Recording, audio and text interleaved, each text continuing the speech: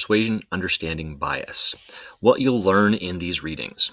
First, the definitions of bias in general and how it impacts argument. Remember, our definition of argument is not about fighting with other people. It is about identifying and supporting your own opinions. Second, what cognitive biases are and why they can impact your critical thinking. And last, steps for reducing the negative effects of cognitive biases. As you read and listen to these short articles, answer the questions on your bias guided reading assignment. Feel free to pause this video, this audio, if you ever need to stop and enter thoughts into that assignment. Article 1. What does the word bias mean? According to the Cambridge Dictionary, the word bias is defined as the action of supporting or opposing a particular person or thing in an unfair way because of allowing personal opinions to influence your judgment.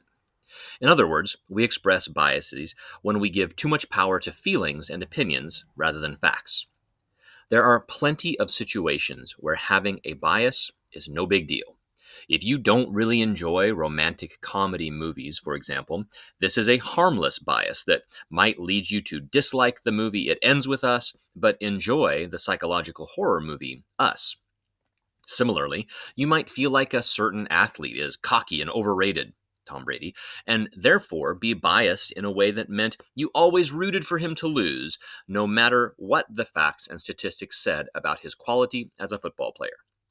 These kinds of personal preference biases are normal and generally harmless. In most contexts, though, bias is a concept used when talking about how people treat each other. Often, this shows up when people treat each other differently because they are different in some way, such as race, gender identity, sex, politics, religion, age, etc. These kinds of biases can be either positive or negative. For example, some people often are biased positively toward people who are like them, similar race, gender, politics, etc., and might unconsciously treat these people better than those who are different. Sometimes these biases are conscious, which means that the person is aware that they treat others differently. However, biases are more dangerous when they are unconscious, which means our brains respond automatically and follow patterns in the emotional brain instead of in the thinking brain. When we're talking about logic, reasoning, and building a thoughtful argument, someone is biased if they allow their feelings to shape how they accept facts. For example, I mentioned last week that Vancouver, Washington has a higher violent crime rate, 626 crimes per 100,000 people, than New York City, New York, 538 crimes per 100,000 people. Even though this is a measurable fact, some people might choose not to accept this fact because of a bias they might hold against big cities, assuming that big cities are unsafe. This bias might lead a person to deny reality because it doesn't match their feelings. This is a huge problem in our country today where people allow their feelings to determine whether something is a fact. As a result, too many people choose not to accept reality because it does not fit a pattern that feels right to them. You'll learn more about this in the next article about cognitive biases. Article 2. Cognitive Bias, What It Is and How to Overcome It, by Bethany Klin, PhD in Industrial and Organizational Psychology, from the BetterUp Inc. website. As we go through life, we tend to think that we make decisions or judgments based on objective information and events that have happened. We also tend to imagine that our brains work like tiny but powerful supercomputers. We imagine they take in facts and make rational judgments. But the truth is a little more complicated than that. While we think we're objectively taking in information, the truth is otherwise. There are several cognitive biases that can alter how we make decisions.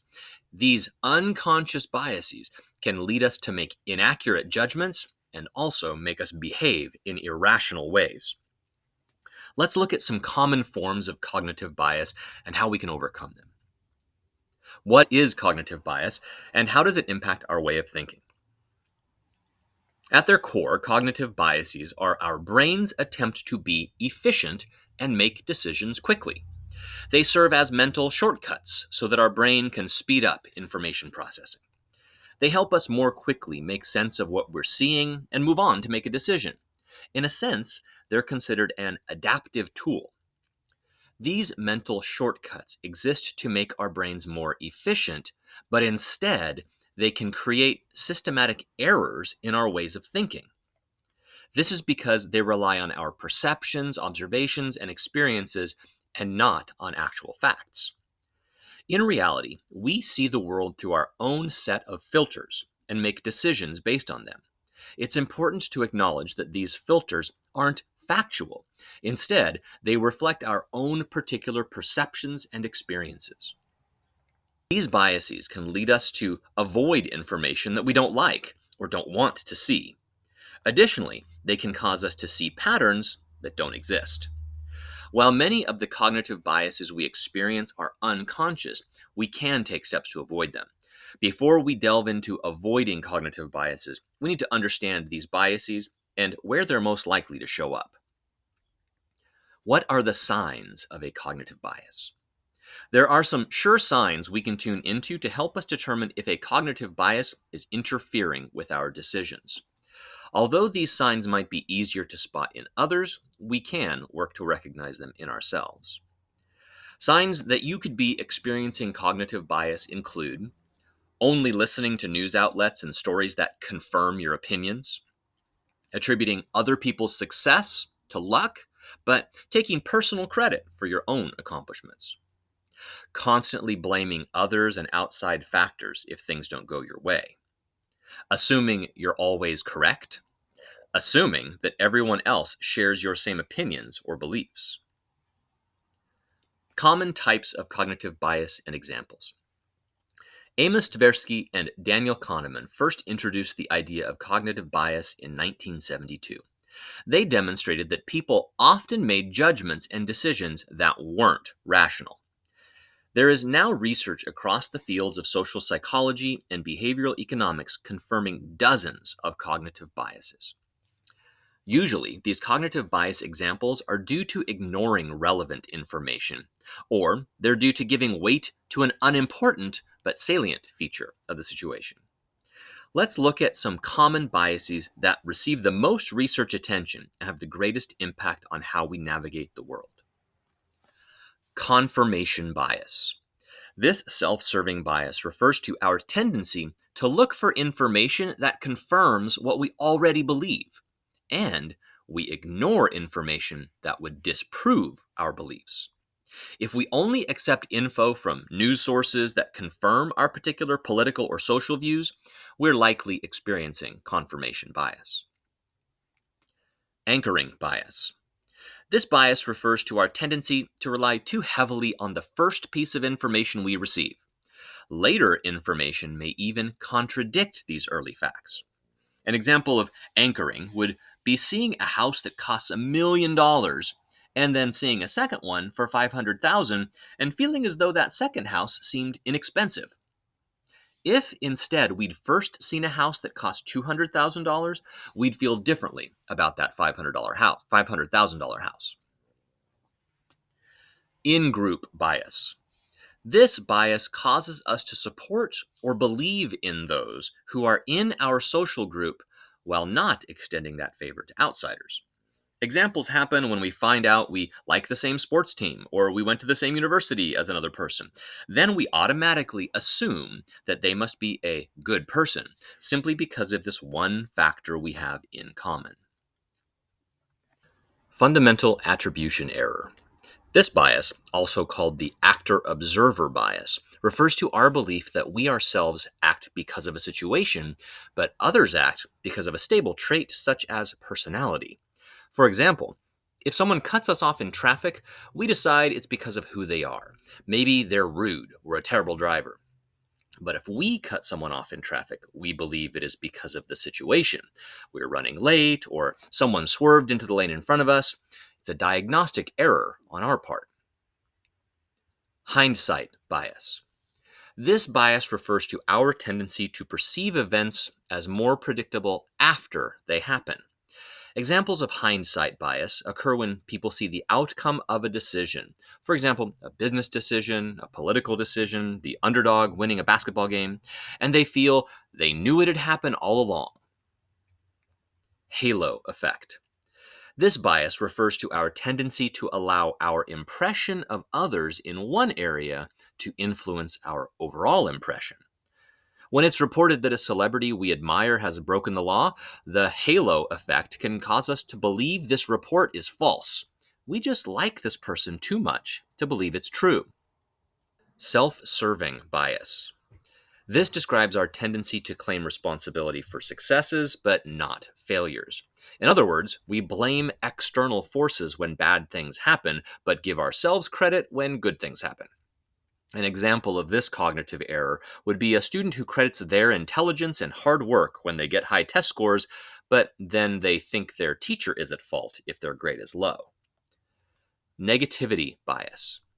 This bias refers to the idea that something you perceive as negative has a stronger impact on you. Compared to a neutral or positive event, you'll attribute more weight to a negative outcome. This could be a negative emotion, social interaction, or event. Attentional bias. This refers to the way a person's perception is affected by what they're paying attention to. You've probably had this experience when you buy a new car. Suddenly, you're seeing the same model of car everywhere, but really, nothing has changed. Why should you try to eliminate biased thinking? There are a number of reasons we should strive to eliminate cognitive biases and biased thinking. At its core, biased thinking makes it difficult for us to exchange accurate information. It can lead us to avoid information that we don't like and fail to recognize information that could lead us to a more accurate outcome. Biases distort our critical thinking and can cause us to make irrational decisions. And finally, they can harm our relationships. Biases can cause us to make inaccurate judgments about others and then treat them accordingly. 10 tips to overcome cognitive biases. While cognitive biases can be unconscious, there are a number of things we can do to reduce their likelihood. Number 1, be aware. The first tip to overcome these biases is to acknowledge that they exist.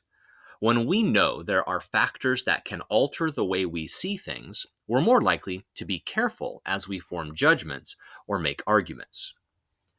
2, consider current factors that may be influencing your decision.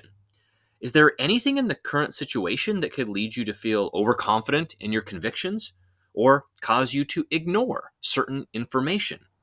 Make sure not to fall victim to the bandwagon effect or adopt attitudes simply because others are. Number 3, reflect on the past. Look for patterns in how you've perceived prior situations and where you might have made mistakes. If, for example, you see that you tend to ignore facts or overemphasize intuition, then lean into opportunities to further explore data presented to you. Number 4, be curious.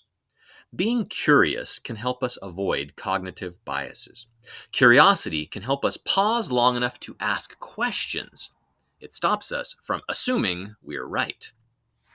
Number 5, strive for a growth mindset. People with a growth mindset believe that cognitive ability can be developed and tend to learn from criticism.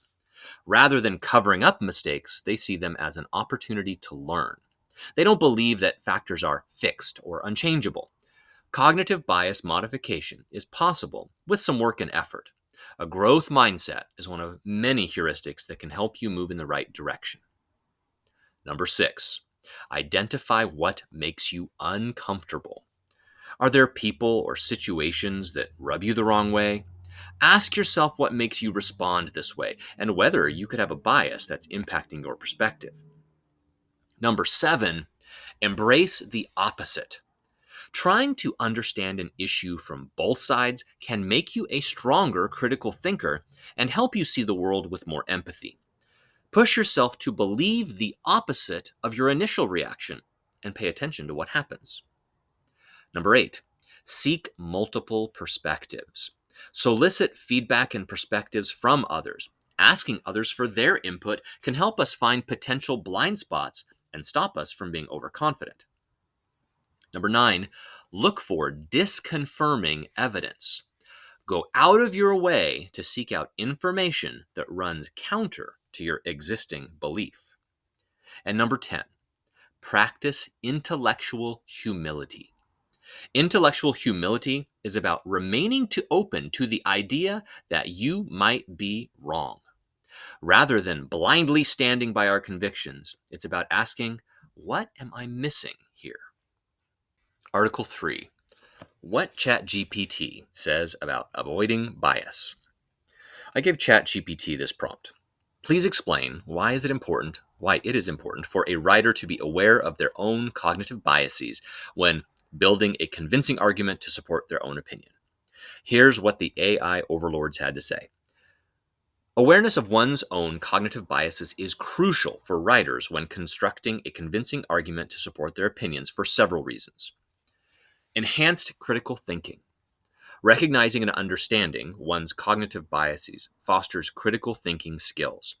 By acknowledging potential biases, writers can actively evaluate their arguments more objectively, considering alternative perspectives and evidence more thoroughly. Increased credibility. Being transparent about one's biases can help a writer's credibility.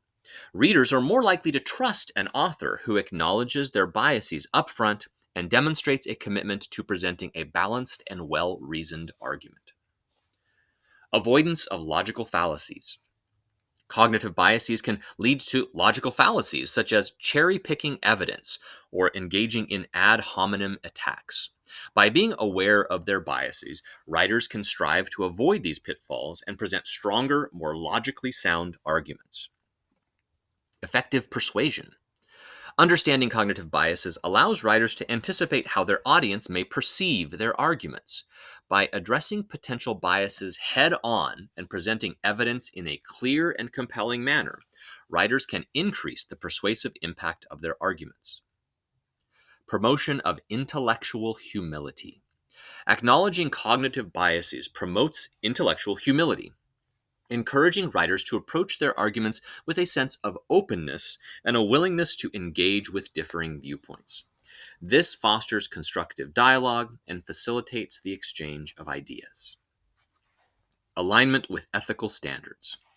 Ethical writing practices prioritize honesty, integrity, and fairness. Awareness of cognitive biases helps writers uphold these standards by minimizing the influence of personal biases and ensuring that arguments are presented in a truthful and ethical manner.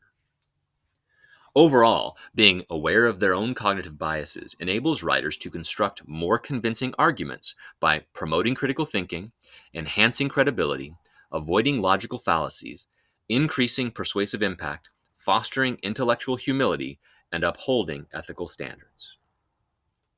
I tend to agree with all of what ChatGPT wrote. The TLDR of this, if you are not aware of your own cognitive biases, your argument will be easy to tear apart, easy to disagree with, and easy to dismiss as invalid. Our goal is to build strong arguments that are difficult for someone else to disagree with. We're not focusing on persuasion just yet. For this week's tasks, our mission is to build strong arguments. To build a strong argument, it is important to check your own biases so that you're not basing your conclusions on faulty premises.